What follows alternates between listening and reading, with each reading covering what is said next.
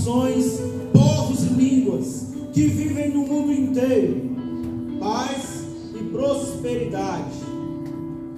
Tenho a satisfação de falar-lhes a respeito dos sinais e das maravilhas que o Deus Altíssimo realizou em meu favor. Esse rei, até então o rei pagão, ele declara assim: como são grandes os seus sinais, como são poderosas as suas maravilhas. O seu reino é um reino eterno, o seu domínio dura de geração em geração. O seu domínio dura de geração em geração. O seu reino dura de geração em geração. Quando nós declaramos que nós somos casa do Senhor, nós estamos dizendo, nós estamos declarando que a nossa geração também é casa da família. Não, porque não quer. Que a minha geração, que a sua geração também é casa do Senhor. Ele que tirou. Por isso, nós precisamos, tem que acertar o microfone aí, irmão, não está dando não. Por isso nós precisamos diante do Senhor entender qual é a geração que Ele tem para levantar. Por isso nós precisamos diante do Senhor entender que quando eu me levanto na minha casa, eu sou geração dele. Eu sou geração que vai começar o que Ele quer. Se você for o primeiro na sua casa, você é a raiz dessa geração. Se talvez você tiver a oportunidade de já ter sido fruto, você pode ser o fruto que vai multiplicar nessa geração. Por isso que o Senhor hoje está te levantando para ser geração de adorador, geração que vai levar o nome do Senhor aos confins da terra, geração que não vai se curvar a Baal, geração que vai caminhar como Ele tem nos levantado a caminhar, geração que vai andar como Ele tem nos chamado a andar. Por isso agora, sem instrumento nenhum, sem nada, eu quero te convidar a declarar assim: que a minha casa, que a minha geração, ela é tua, Senhor. A minha casa, a minha geração é tua, Senhor Jesus. Então declare isso com a sua voz agora, para que isso fique registrado no mundo espiritual. É com a sua voz agora. Você vai declarar. Nós deixamos ela pro Senhor. Jesus. Sem microfone, voz, eu quero voz. Essa casa é sua casa. Nós deixamos ela pro Senhor. Com as nossas vozes, nós vamos declarar. Isso! Essa casa é sua casa.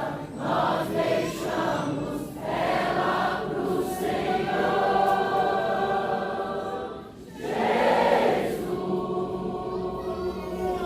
Jesus. Essa casa é sua casa. Nós deixamos ela pro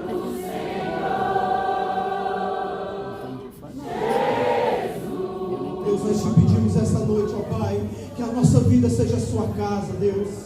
Nós te pedimos essa noite, ó Deus, que a nossa vida seja a sua morada, Pai. Que de geração em geração, ó Deus, sobre as nossas vidas, o seu nome possa ser visto, o seu nome possa ser glorificado, ó Pai. Por isso nós te pedimos agora, Espírito Santo de Deus, continue falando aos nossos corações, ó Pai. E agora, em nome de Jesus, nós damos uma palavra de ordem, ó Deus, a todo espírito, ó Pai, imundo, que queira atrapalhar o culto de adoração a Ti, ó Deus. Nós o repreendemos agora, Pai. Nós o repreendemos em nome de Jesus, ó Deus. E declaramos que o Teu nome é exaltado nesse lugar. Em nome de Jesus. Aplauda Ele, ao Rei dos Reis, que está aqui nesse lugar, ao Rei de glória, majestade, força, poder, aquele que com grandes sinais e poderosas maravilhas o seu reino é eterno, o seu domínio dura de geração em geração. Aleluia. Oh, aleluia. Aleluia, Deus, porque o teu reino dura. Sente-se abrindo a sua Bíblia em Daniel, capítulo 4.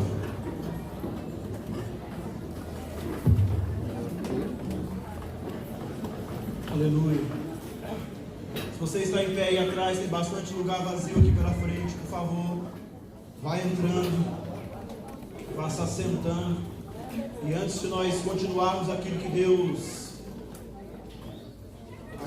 quer falar aos nossos corações, eu quero te convidar comigo para que entremos numa atmosfera de receber dele. E para receber dele eu não posso receber do meu irmão que está do lado, amém? Eu vou aguardar os irmãos rapidamente sentarem, para que o Espírito Santo de Deus possa falar aos nossos corações essa noite. Querido, eu quero que você entre nesse entendimento do que o Senhor quer para a tua vida hoje. Eu quero que você entre nesse entendimento do que a palavra tem para você hoje, porque Deus, Ele preparou esse momento para que nós estivéssemos aqui. Primeiro, para que nós pudéssemos adorá-lo, como nós fizemos até agora. Mas você vai continuar adorando a esse Deus através do que você vai receber dele agora, em nome de Jesus. Eu sei que você já abriu a sua Bíblia, os primeiros 4 versos que nós lemos, aliás, os primeiros 3 versos que nós lemos, é aí em Daniel, capítulo 1. E algumas coisas me chamam muito a atenção quando nós estamos adorando e louvando o nome do Senhor. Mas é praticamente impossível não ter reparado. Talvez você não tenha reparado porque você está aí mais para trás, mas eu estou aqui mais na frente. É impossível não ter reparado da maneira como a Natália estava aqui na frente adorando o Senhor. A palavra de Deus fala que para que entremos no reino dos céus, nós precisamos ter um coração como o de criança. Nenhum de nós vai voltar a ter um coração pequenininho igual ao de uma criança. Mas a palavra de Deus fala que nós precisamos ter a simplicidade na adoração. E eu vi isso na vida da Natália aqui hoje. Cadê a Natália? Está aqui, Natália. Você está aí, Natália? É? Natália, você é uma levita do Senhor. O Espírito Santo de Deus, Ele vai te usar de maneira poderosa na adoração ao nome dEle. Amém? Você recebe isso? Sim? Glória a Deus. Deus te usa em nome de Jesus. Em nome de Jesus. Porque a adoração que nós precisamos ter ao Senhor, a adoração que nós precisamos ter ao nome do Senhor, ela precisa passar por aquilo que nós acreditamos. Diga assim comigo. Nós acreditamos que adorar o Senhor é o segredo para viver com Ele. Amém? Se você está anotando aí para a escola de líderes, você pode anotar o tema da palavra: destronando as Babilônias do meu coração. Aí talvez você pense assim: pastor, essa palavra vai ser muito boa para o meu irmão, né? Destronando as Babilônias de qual coração? Do coração do meu irmão? Pronome possessivo que se refere à primeira pessoa. Meu coração. Não refere-se à terceira pessoa. Não é o seu coração, é o meu coração. Por isso o Espírito Santo hoje Ele quer falar ao seu coração. Então você tem que respirar fundo, segurar aí. Pode respirar fundo. Vai lá, faz um treinamento aí. E fala assim: fala comigo, Espírito Santo. Fala assim: tenha dó de mim, então. Manda ver, Espírito Santo. E Ele vai falar com você. Querido, eu estou te falando de um testemunho de um homem, de um rei, que já tinha sido alertado nos capítulos anteriores, um homem que tinha um complexo, um egocentrismo enorme que caminhava sobre ele. Eu estou te falando de um homem que fez uma estátua enorme em adoração a ele mesmo. Esse era esse rei que pronunciou essas coisas. Eu estou te falando de um homem que era o maior governante da terra naquela época. O poder dele equivalia ao que é o poder hoje do Donald Trump. Só que com uma diferença. O Trump, ele é eleito. Na verdade, ele pode continuar ou ele pode sair. O Nabucodonosor não. Ele era o Todo-Poderoso. Ele estava ali e ele iria permanecer ali. Na visão dele, nada o tiraria dali. Nada. E ele estava numa situação, num momento, numa soberba tão grande, que ele achava que nada poderia impedi-lo. Ele se achava tão grande, ele se achava tão poderoso, que ele resolveu fazer uma estátua, e todos tinham que adorar a sua estátua. Já pensou, irmão? Já pensou? Aí você fala assim, pastor, ainda bem que essas coisas eram só antigamente. Que nada, irmãos. Como nós temos visto homens adorando homens hoje em dia. Tem gente, às vezes você vê algumas reportagens de pessoas adorando cantores, atrizes, atores, de uma maneira que eu não consigo entender aquilo. Pessoas que eles nunca conversaram na vida, que é a referência da vida delas. O que essas pessoas falam, elas seguem. Se essa pessoa está com a calça rasgada num dia, no outro dia a criatura rasga a calça do mesmo jeito. Porque são referências da vida dela. Idolatram situações, idolatram homens por aquilo que apresentam. Certa vez eu estava vendo um tal de uma... Era um boneco e uma boneca. Era uma pessoa que ela estava se fazendo várias cirurgias para ser igual uma Barbie. Aí as mulheres, ô pastor, Deus manda em mim a cintura da Barbie, né? A irmã que é a cintura da Barbie comendo igual o Dino. Deixa pra lá. Pula essa parte. E o camarada que ele fazia todas as plásticas para ser o boneco Ken. Ken, pastor, é o boneco, aquele boneco aí. As meninas que gostam de boneca e boneca devem ter, né? Os bonequinhos aí.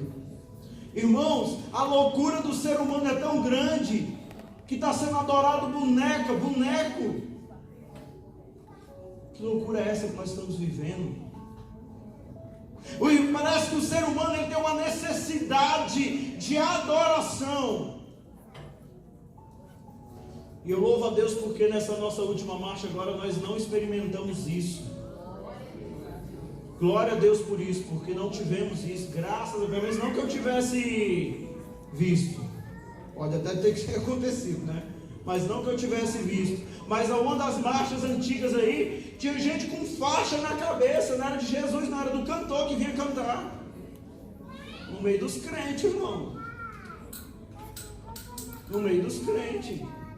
Isso é adoração, tão qual a adoração de uma imagem. Não tem diferença nenhuma. Nenhuma. É engraçado porque Paulo ele nos dá um conselho, um exemplo sobre isso. Paulo fala assim, olha, sejam meus imitadores como eu sou de quem? De Cristo. Paulo fala para que sejamos imitadores no aspecto de que andemos naquela mesma postura que ele andava. Mas Paulo não fala, sejam meus adoradores como eu sou adorador de Cristo.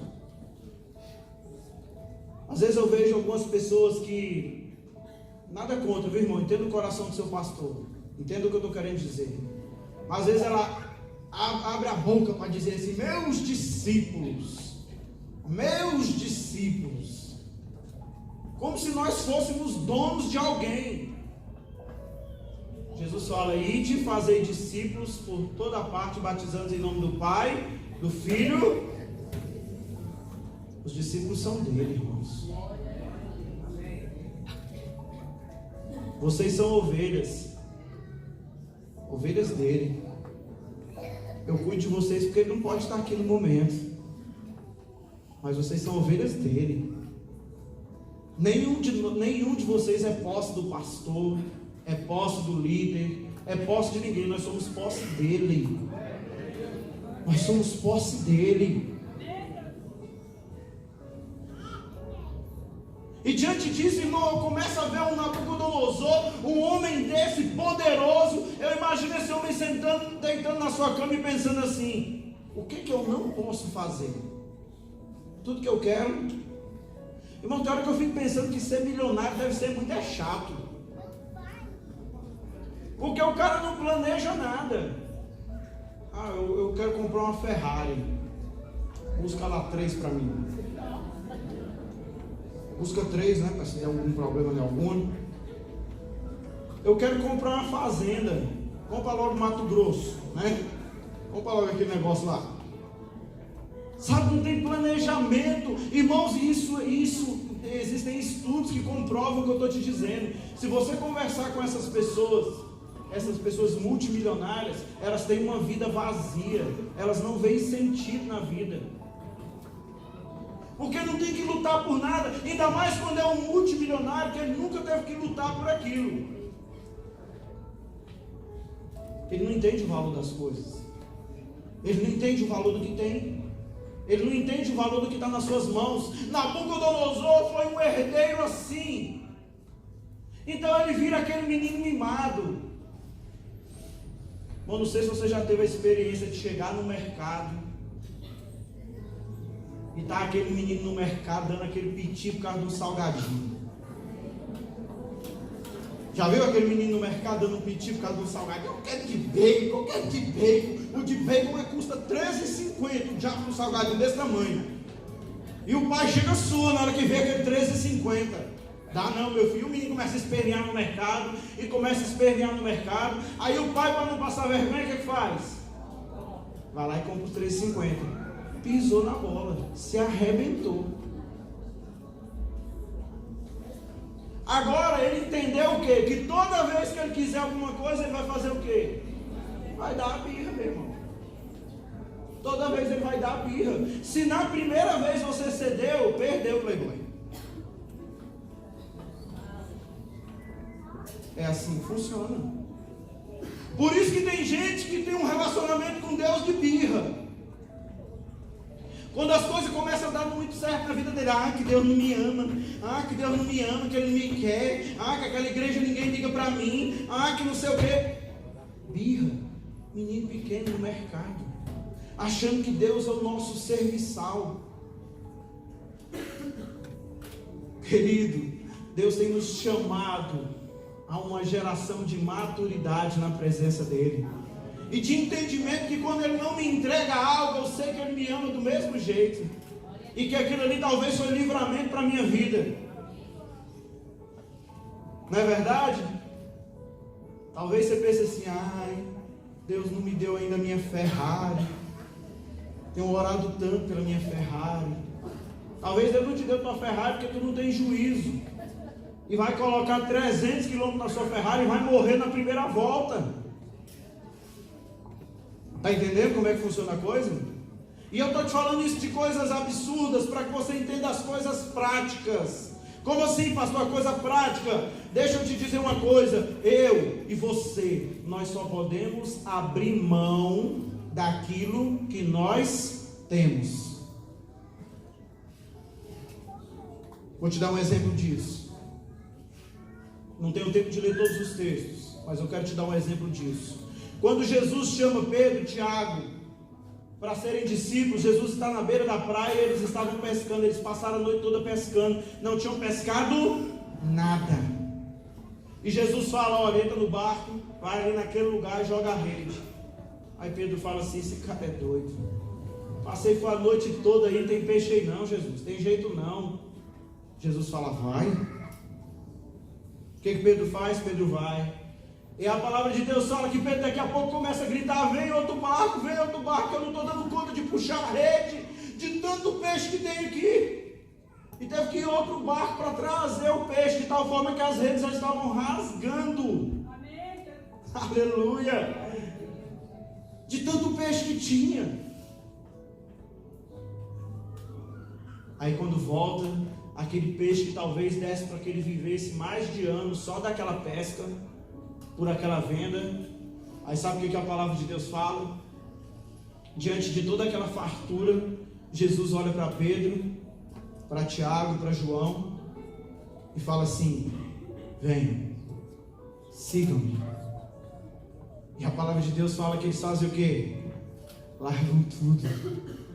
Largam toda aquela pesca. A palavra de Deus não diz nem que eles pegaram o peixe e foram lá e venderam, e depois foram com Jesus. Ela diz que eles largaram tudo. Eles largaram tudo, irmãos, porque eles entenderam quem era o Jesus que eles estavam servindo, quem era aquele homem. E às vezes nós nos apegamos a coisas, a pequenas coisas, para deixar de adorar e servir a Deus como Ele quer que nós possamos servir. Por isso que eu tenho dito isso, quero repetir isso para a igreja. Eu só abro mão daquilo que eu tenho. Às vezes nós estamos, enquanto nós estamos querendo alguma coisa de Deus, vamos pegar um exemplo, sei lá, um emprego. Aí quando eu quero um emprego, eu estou todo dia na igreja, de manhã, de tarde, de noite, eu busco, oh Jesus, eu vou te adorar, oh Jesus, me dá meu emprego. E às vezes o emprego chega, a primeira coisa que a pessoa faz é, sumir da presença de Deus. Ela nunca ofereceu nada antes para Deus, porque ela não tinha nada para oferecer. Você está entendendo isso? Eu só abro mão daquilo que eu tenho. Sabe quando você abre mão de verdade daquilo que você tem? Daquele dia que foi aquele dia terrível de trabalho, cansativo, aquele dia que parece que seu chefe acabou com você, aquele dia que você ralou o dia todo ali de sol a sol, abriu buraco, fez base, subiu parede, sabe aquele dia difícil? Aí que você chega às 7 horas da noite em casa e teu corpo fala assim, vou tomar um banho e vou dormir. Aí tu lembra assim, é quarta-feira. Nesse dia você está oferecendo algo ao Senhor. A gente só oferece o que tem, a gente só abre mão do que tem.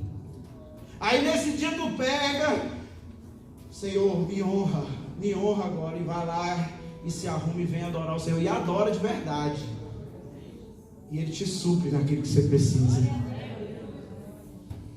Irmãos, eu tenho a experiência que parece que nesses dias são os dias que Deus mais fala comigo. Nesses dias onde a gente faz o que a palavra fala, que é uma oferta de amor. Por isso que nós precisamos entender que nós só podemos abrir mão daquilo que nós temos. Às vezes eu vejo moças, rapazes querendo um relacionamento. Ai, eu quero tanto alguém, a minha costelinha do meu lado, e pedindo a Deus para mandar a costela. E quando a costela não vem, está aqui adorando a Jesus. E ele louva aqui em cima, ele louva lá embaixo, ele limpa banheiro. Irmão, limpar banheiro também é louvar o Senhor, amém? Eu estou falando do banheiro da igreja. Se você quiser vir aqui, ó, tem muita coisa para você louvar ali dentro.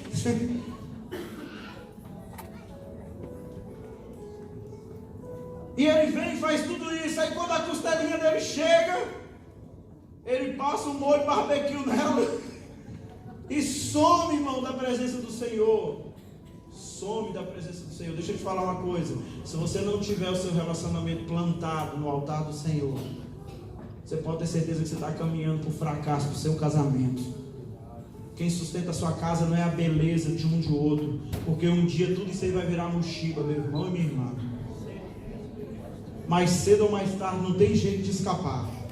Vai ficar tudo em cima, os peitos em cima da barriga, a barriga em cima das coxas, e assim vai. É a ordem natural das coisas. A gente até tenta prolongar um pouco mais, mas não tem jeito. E aí sabe o que vai sustentar um ao outro? É o que nós plantamos no Senhor. Tu vai olhar aquela mochibinha e vai falar assim, ô Jesus, obrigado por aquela mochibinha. Obrigado, Deus, porque tu me sustenta, tu me guarda. Sabe por quê, irmãos? Porque isso coloca o nosso coração no lugar que ele precisa estar. Eu não vou ter tempo de ler todo o capítulo 4, porque eu quero tratar algumas coisas mais específicas e quero dar enfoque nisso. Depois você pode ler o capítulo 4. Mas nesse capítulo 4, Nabucodonosor, ele teve um sonho. E nesse sonho ele tem uma árvore que sai do chão, e a copa dessa árvore alcança os céus, dando sombra e dominando toda a terra. E ele chama todos os magos para que interpretem o sonho dele. E adivinha quem é o único que vai lá para interpretar e consegue interpretar? Quem é? Raimundo Nonato, Daniel. O único.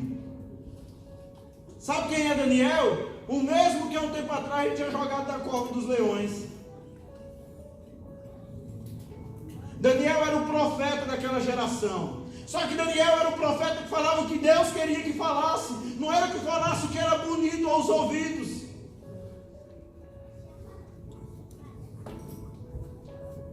E quando Nabucodonosor conta esse sonho para Daniel, Daniel começa a coçar a cabeça. Eu imagino Daniel pensando, agora eu rodei mesmo. Porque Daniel já tinha entendido a interpretação do sonho.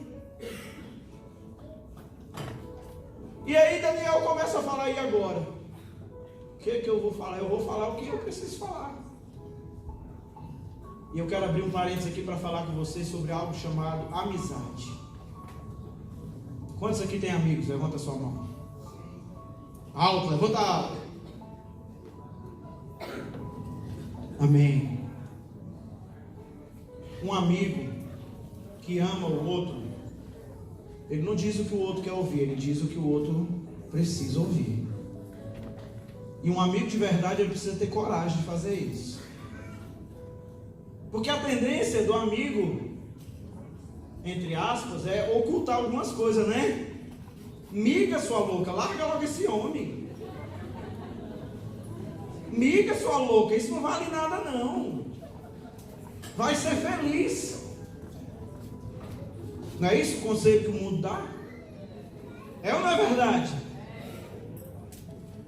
Cara, você nasceu para ser feliz. Você é um lutador, um batalhador. Essa mulher não te reconhece. Conselho do capeta, irmão, para a tua vida, através da boca do teu amigo. Larga logo, cara, tu tá novo, arruma outra. Conselho do capeta, é o bocão falando ali do lado, ó. Através da boca do amigo. Um amigo precisa ter a coragem de dizer que num relacionamento, quando às vezes a pessoa vem, você escuta, abraça, aí depois você pondera, vem cá, meu querido, deixa eu te falar uma coisa. Quando dois brigam, sempre tem um pontinho de verdade para cada lado. Sempre cada um tem um pouquinho de razão. Num relacionamento, eu estou falando de um relacionamento normal. Eu não estou falando de um relacionamento onde, por exemplo, às vezes a gente vê um jugo desigual. De que aspecto? Onde a gente às vezes vê homens que descem o cacete em mulher e outras coisas assim, porque isso não é bíblico e nenhum de nós vai defender esse tipo de coisa, amém? Muito pelo contrário, muito pelo contrário. Mas eu estou te falando de um relacionamento de um padrão normal. Quando se tem uma briga dentro de um casal, irmão, você pode colocar que é 50% para cada lado. Mas nós só vemos o que? O nosso lado. O nosso lado. Por isso que diante dessas coisas você precisa ter amigos que vão te trazer o entendimento. Por exemplo, se você é amigo de alguém e tem visto que a pessoa tem sumido da presença do Senhor, você precisa ser o primeiro com muito amor que vai chegar para ele, ô meu querido, vamos lá, vamos junto, o que está acontecendo? Deixa eu te ajudar. Está entendendo o que eu estou querendo te dizer? A verdadeira amizade, ela faz isso. Ela faz isso. A verdadeira amizade não é aquela que fala o que o meu ouvido quer o quê? Ouvir. Ela precisa ter coragem de agir de algumas coisas.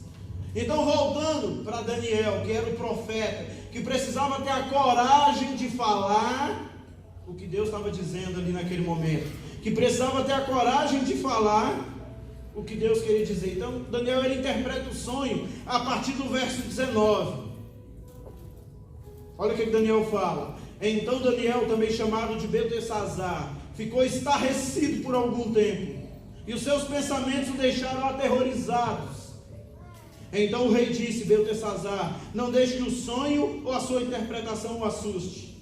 Beltesazar respondeu: meu senhor, quem dera o sonho só se aplicasse aos teus inimigos e ao significado somente aos teus adversários. Em outras palavras, ele estava dizendo assim: meu senhor, eu queria te dizer agora que você recebeu a chave da vitória. Eu queria te dizer agora que todos os seus sonhos serão bem sucedidos. Era isso que eu queria te dizer, mas não é isso que Deus está te falando. E aí ele diz o que Deus está falando para ele. A árvore que viste, que cresceu e ficou enorme, cuja copa encostava no céu, visível em toda a terra, com belas folhas e muitos frutos, na qual havia alimento para todos, abrigo para os animais do campo e morada para as aves dos céus nos seus galhos. Essa árvore, ó rei, és tu. Tu te tornastes grande e poderoso, pois a tua grandeza cresceu até alcançar o céu, e o teu domínio se estende até os confins da terra.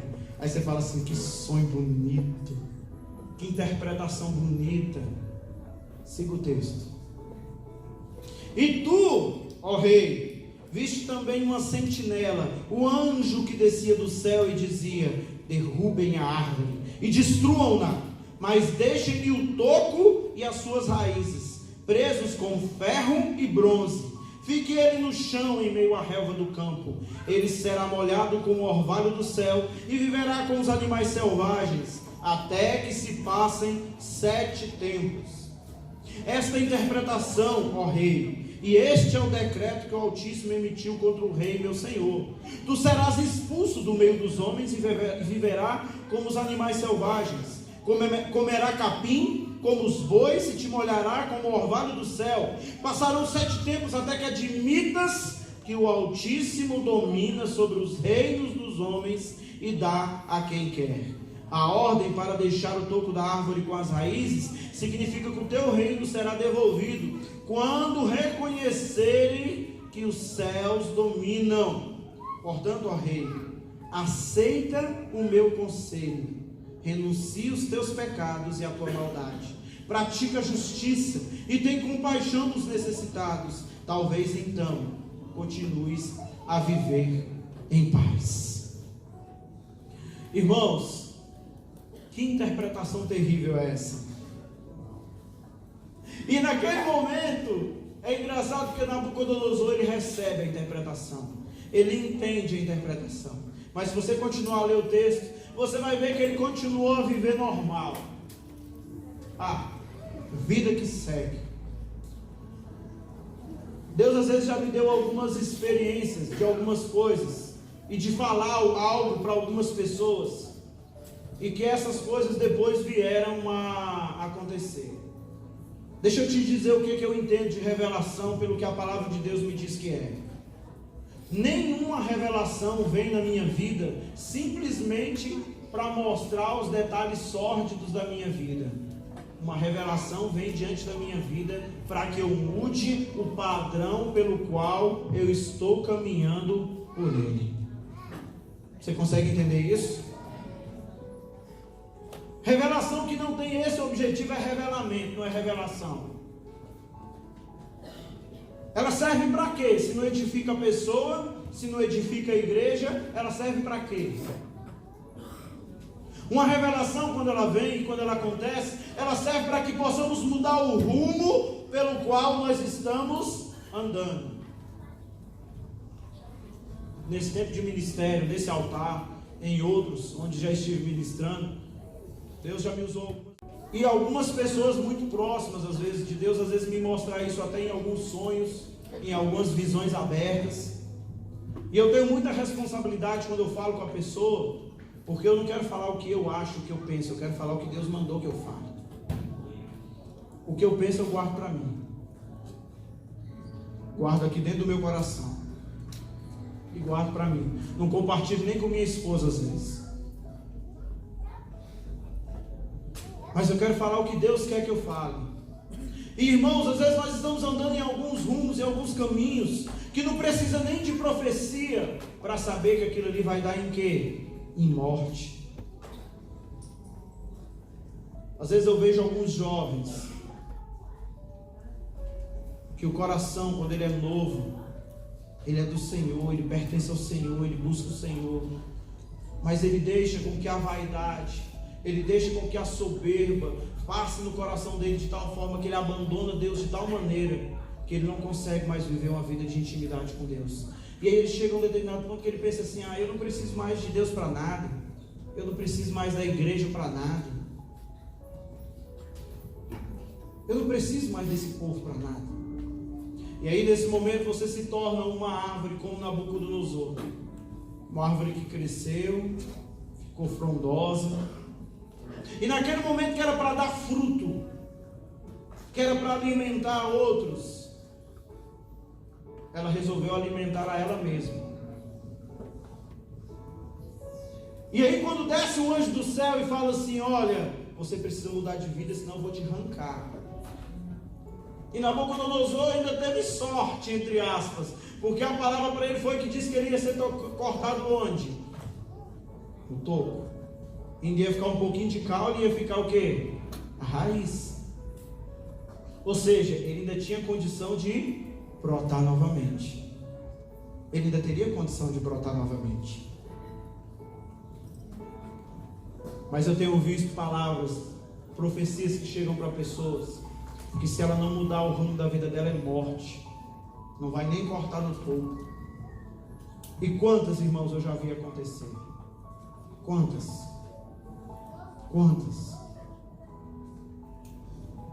E às vezes a gente fala de morte. Quando eu falo para você de morte, ela pode ser a morte física, mas ela pode ser a pior das mortes, que é a morte espiritual. Porque, irmão, se eu tenho uma morte física, mas eu estou com Jesus, eu estou no lucro, eu sei para onde é que eu vou. É ou não é verdade?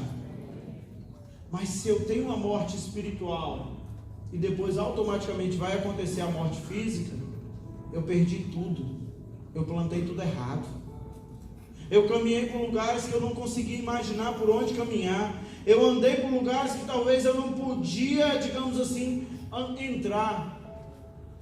E aí por isso, irmãos, eu acredito muito mesmo na maneira única com que Deus fala com seus filhos.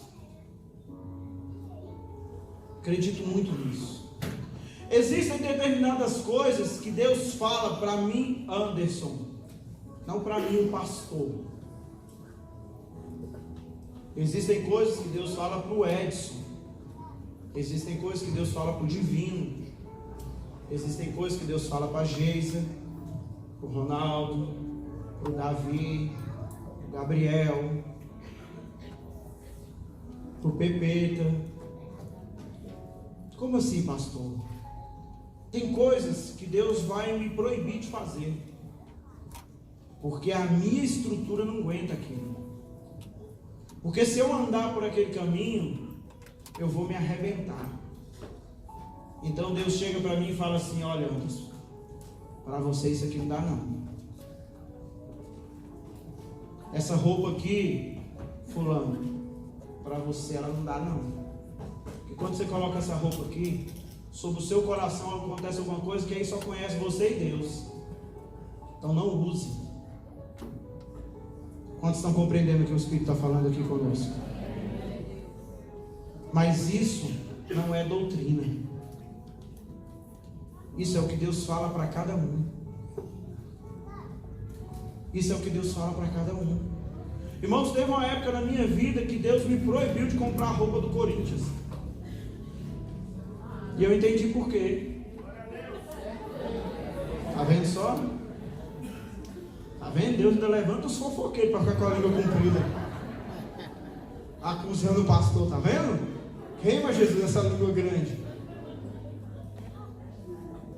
Sabe por quê, irmãos? Depois eu não entendi. Chegou um determinado dia que eu estava orando e Jesus, na minha oração, eu entendi literalmente: não compre mais roupa do Corinthians. E eu fiquei meio que indignado. Eu falei: mas rapaz, eu gostava tanto. E aí eu estava com o Joel, me foi arrumar minhas gavetas, irmão, e eu comecei a pegar minha roupa, e eu só tirava a roupa do Corinthians dessa gaveta, e só tinha camiseta, era short, e era não sei o que, e o Espírito Santo falando comigo, você está entendendo por quê? Aí ele me falou assim, agora conta quantas de Jesus você tem. Aí eu, veja bem, irmão, eu acho que não dava um quarto das que eu tinha.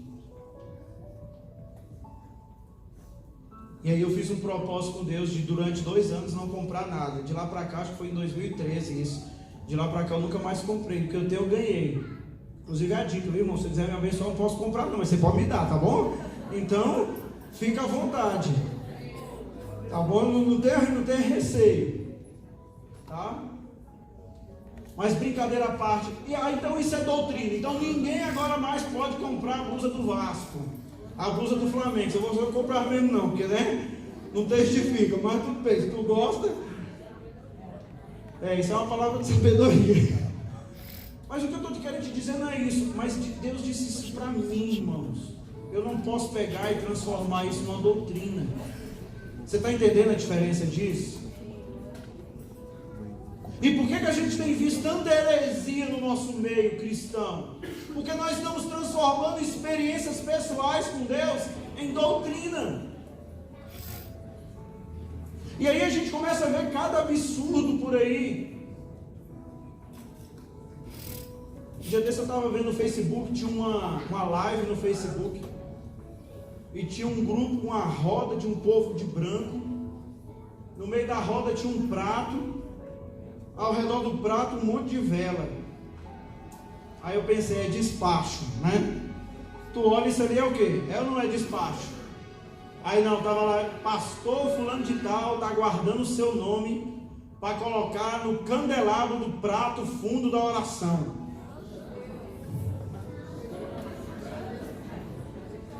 Eu falei, esse negócio não é sério não.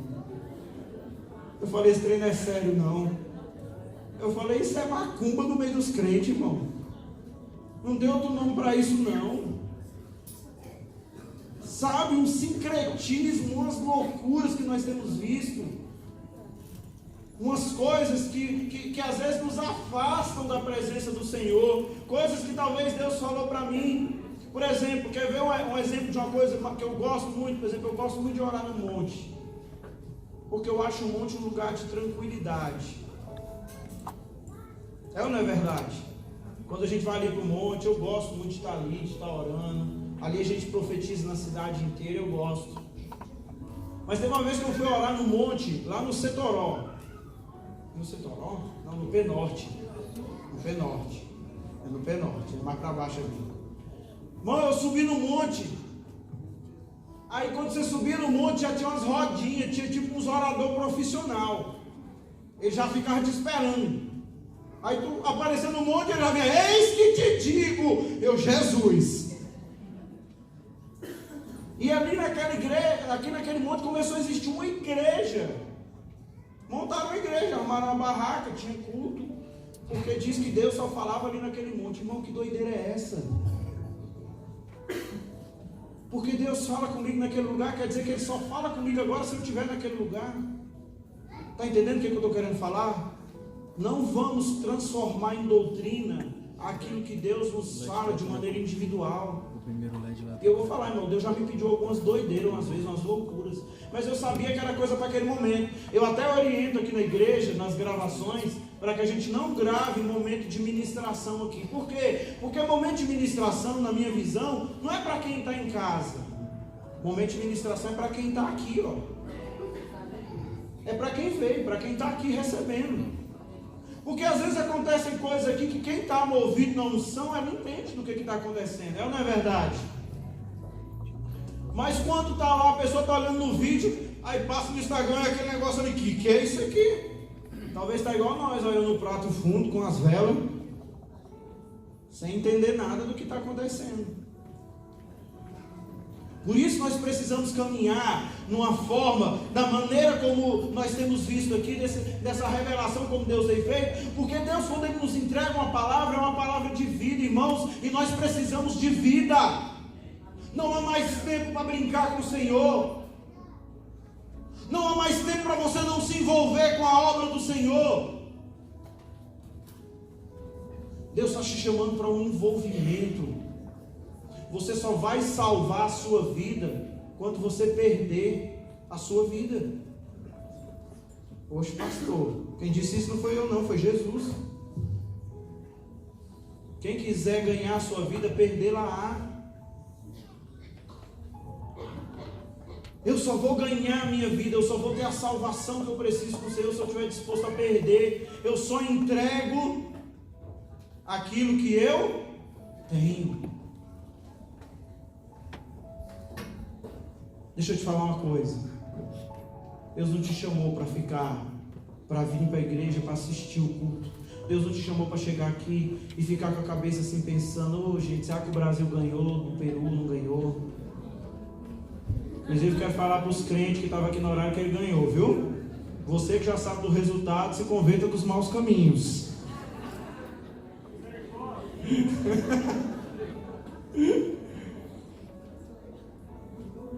Mas o que eu estou querendo te dizer é que Deus não te chamou para vir aqui só para sentar e simplesmente, vou sentar, vou cumprir o meu ritual. Deus te chamou para vir aqui para se envolver nessa obra. Se envolver nessa adoração, se envolver nessa busca por Ele. Nós precisamos nos envolver naquilo que Deus nos chamou. Não há outra forma, irmão, não tem como fugir disso. Não tem como fugir dessa situação.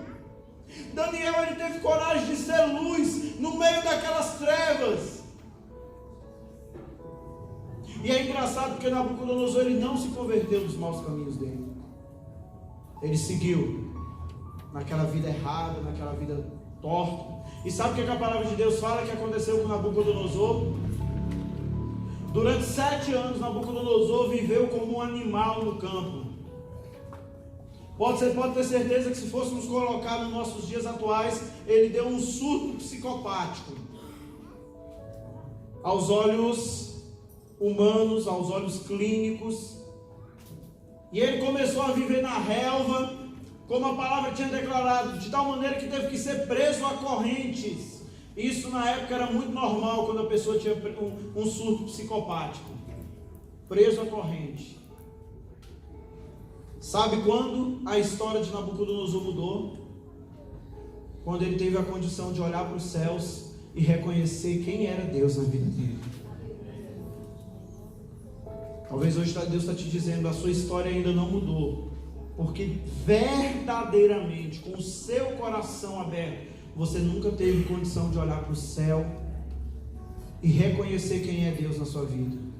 Porque dizer, irmão, que Deus é amor, que Jesus é bom, que eu amo Jesus, até o nosso papagaio, se a gente ensinar para ele, ele fala: Deus é fiel, Deus é fiel. Fala ou não fala?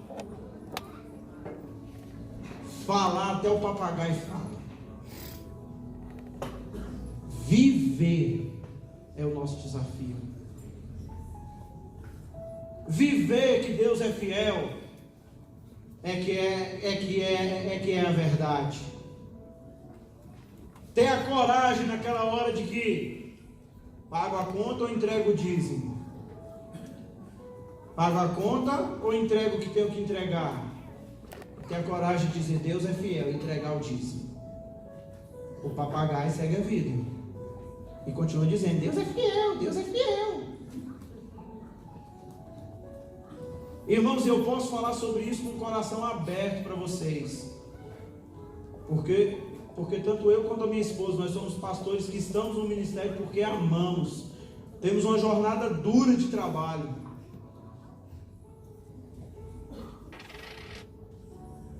Dura de trabalho, fora e na igreja, porque amamos e seguimos o ministério que Deus tem nos dado. Então eu posso falar para vocês com meu coração, eu posso falar para vocês de dízimo e oferta com meu coração aberto, porque eu sei do trabalho que essa igreja realiza, sei do trabalho que esse ministério realiza. Ah, pastor, porque a igreja de fulano é assim. Meu irmão, deixa a igreja de fulano, cada um responda por si. Cuida da sua igreja, de onde você está.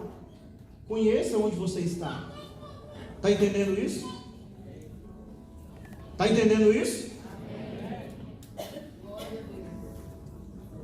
Nós não podemos responder pelo restante.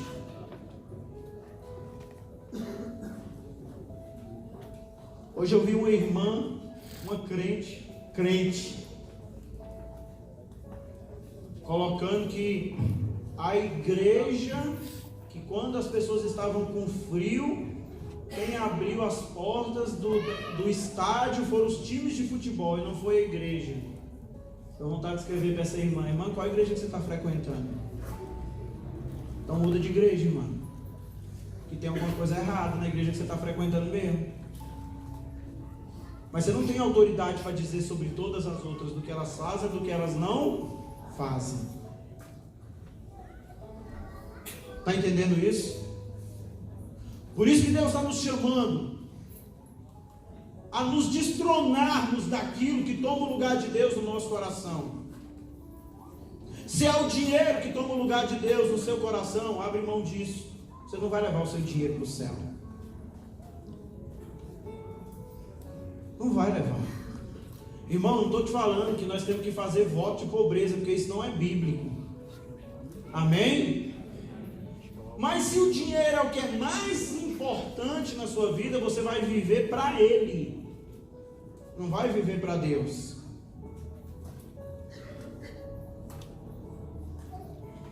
Quantos aqui amam os seus filhos? Levanta a mão. Pergunta fácil de responder, né? Deixa eu te contar um segredo aqui bem baixinho. Se você amar os seus filhos mais do que você ama a Deus, você provavelmente está indo para o inferno e levando os seus filhos juntos. Forte isso, hein, pastor? É forte, mas é verdade. Se eu amar os meus filhos mais do que eu amo a Deus, eu estou indo para o inferno e levando meus filhos junto, porque eu estou ensinando isso para eles. Porque eu estou ensinando isso para eles. Com certeza o que a Natália estava adorando ao Senhor aqui é representação do que ela vê em casa. Nós ensinamos aos nossos filhos aquilo que nós somos. É ou não é verdade? Eu tenho até me policiado em muitas coisas.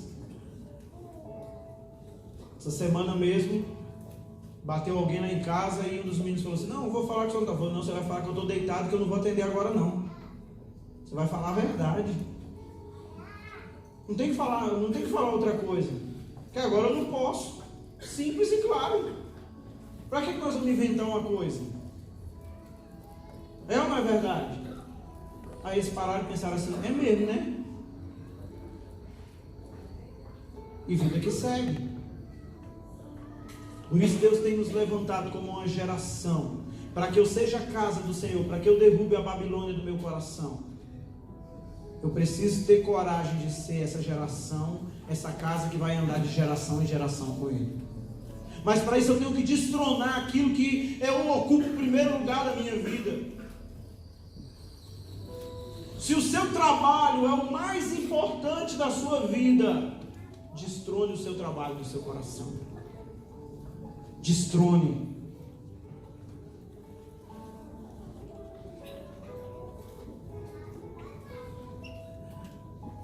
Se o prazer da sua vida é a coisa mais importante que você acha, destrone isso do seu coração, senão você vai para o inferno com ele.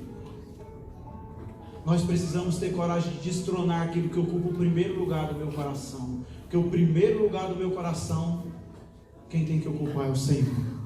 E eu quero encerrar essa palavra com um cumprimento que eu já falei para vocês, mas não vai dar tempo de ler. E esse testemunho, quem está dizendo é o próprio Nabucodonosor. Ele escreveu isso depois. Ele está contando o testemunho do que aconteceu com ele. Olha comigo lá no verso 36. Naquele momento, voltou-me o entendimento.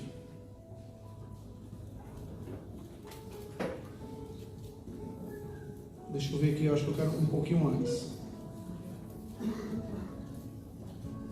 34.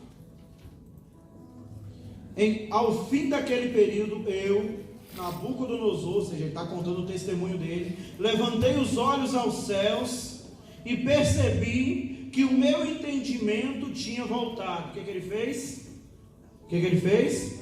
Voltou os olhos ao... Então, louvei o Altíssimo, honrei e glorifiquei aquele que vive para sempre. O seu domínio é um domínio eterno, o seu reino dura de geração em geração. Todos os povos da terra são como nada diante dele. Ele age como lhe agrada, com os exércitos dos céus e com os habitantes da terra. Ninguém é capaz de resistir à sua mão ou dizer-lhes o que fizeste. Naquele momento voltou meu entendimento e recuperei a honra e a majestade e a glória do meu reino. Você só vai recuperar o que Deus te deu como reino, como sacerdócio real, quando você reconhecer verdadeiramente quem é Deus na sua vida. Quando você reconhecer verdadeiramente quem é Deus dentro da sua casa. Levanta a mão para mim, todos os homens aqui, pais de família, levanta a mão bem alto, os pais de família aí. Amém. Diga no peito, bata no peito e diga assim: eu sou. Diga com vontade, irmão. Vamos lá. Eu sou sacerdote na minha casa. Aleluia. Você disse, não disse? Disse ou não disse? Quer ser sacerdote na sua casa? Faça como Jesus, então. Dê a vida pela sua casa. Se você tiver que ser o último a comer na sua casa, que seja você o último. Se faltar alguma coisa, que falte para você. Que não falte para os seus filhos nem para sua mulher. O sacerdote é assim. Quem quer ser o primeiro, que seja o quê? Amém? Então, se tiver faltando alguma coisa na sua casa, você vai sair daqui hoje, vai vender aquelas suas rodas que está guardada. Porque se faltar, tem que ser para você. E eu vou te falar uma coisa: o dia que você tiver coragem de fazer isso, Deus vai te honrar. E aí tu vai ter roda melhor do que essa mais para frente, em nome de Jesus. É a roda, o pneu. Tá certo? Mas aquilo, irmãos, que nos aproxima de Deus, aquilo que nos aproxima da presença dEle, da figura dEle, nós precisamos ter a coragem de viver isso, irmão. Me mata de vergonha. Agora nem tanto, porque como eu não estou mais na direção, mas quando eu estava na direção da escola, me matava de vergonha quando a gente chamava um pai, e o pai descia o cacete em casa na mulher, e o menino era aquela, desculpa o termo, aquela desgraça na escola. E aí o pai chegava: o senhor, professor, o senhor é crente, né? Pai do senhor. Eu olhava que não é possível, não, tu não é crente não, tu é moleque. Como que pode, irmão? Como que pode falar uma coisa e viver outra? Como que pode não respeitar a sua casa? Não respeitar a sua família?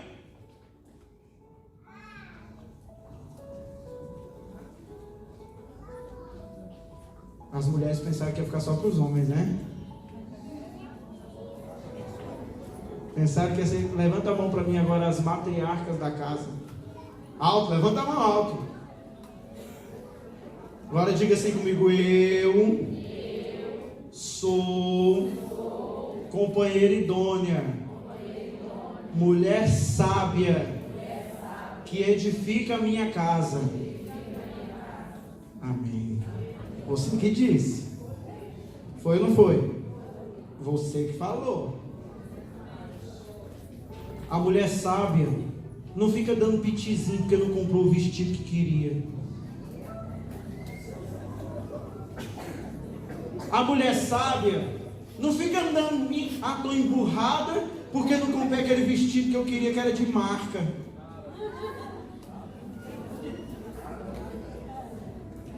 A mulher sábia não fica emburrada porque toda semana não vai na feira dos goianos fazer a festa.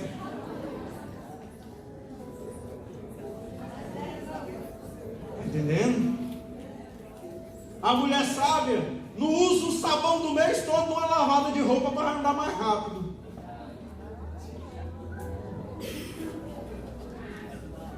Segura, firma na cadeira e aguenta a pressão.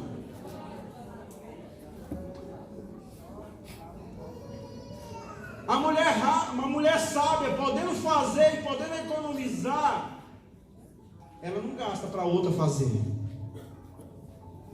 Está entendendo o que eu estou querendo dizer? Respira fundo agora. Ama o seu pastor e perdoa. Recebe isso de Deus.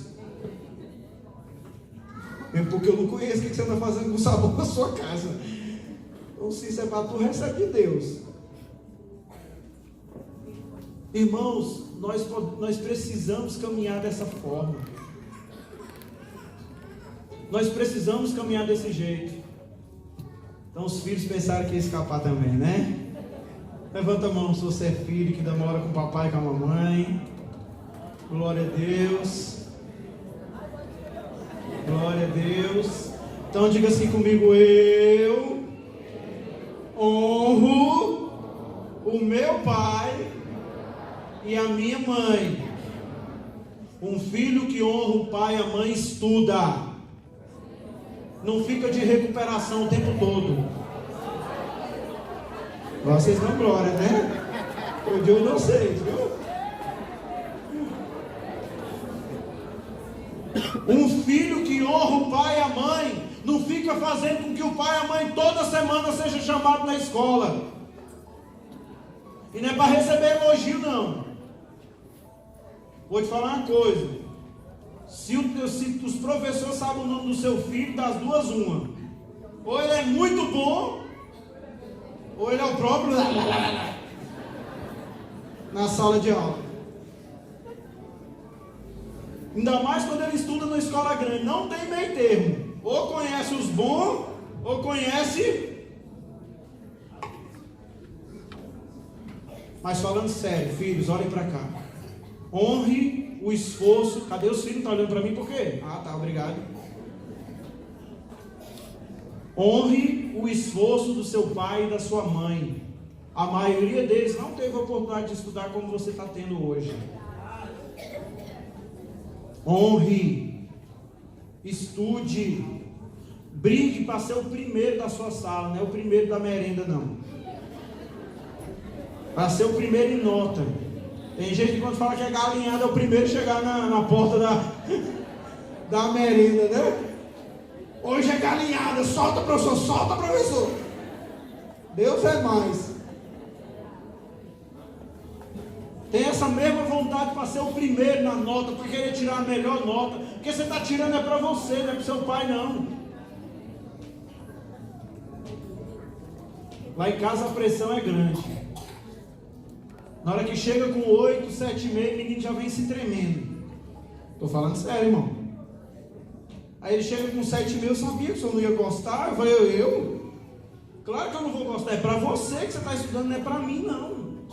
Eu só sou o cara que vai te explicar isso de uma maneira bem didática. Bem educacional, né? Bem psicológica, né? Só sou esse cara.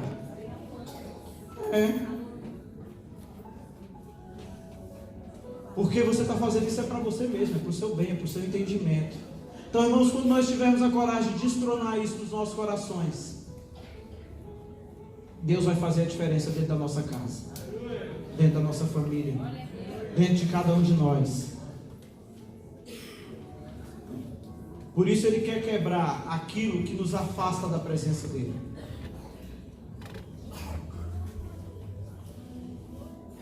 Por isso eu quero agora, por alguns instantes, que você, ou de cabeça baixa, ou de cabeça alta, eu não quero dizer o que você vai fazer, mas eu quero que diante de Deus agora, você Peça para que o Espírito diga: Espírito Santo, o que eu preciso destronar no meu coração? Que hoje ocupe o seu lugar no meu coração.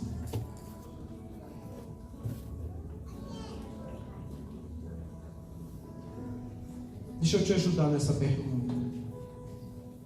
Qual foi a última vez que você pegou a sua Bíblia e com um tempo de qualidade você tirou um tempo para adorar o Senhor da sua casa? Qual foi a última vez que você buscou o Senhor na sua casa em oração? Sem ter problema, sem ter dificuldade.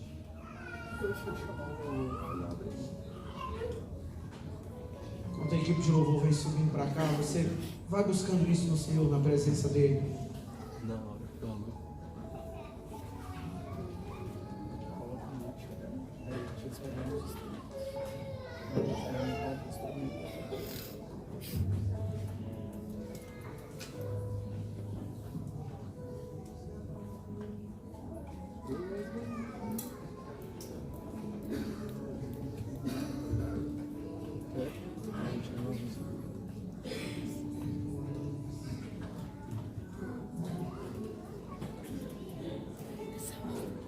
Busque isso no Senhor, busque isso dEle.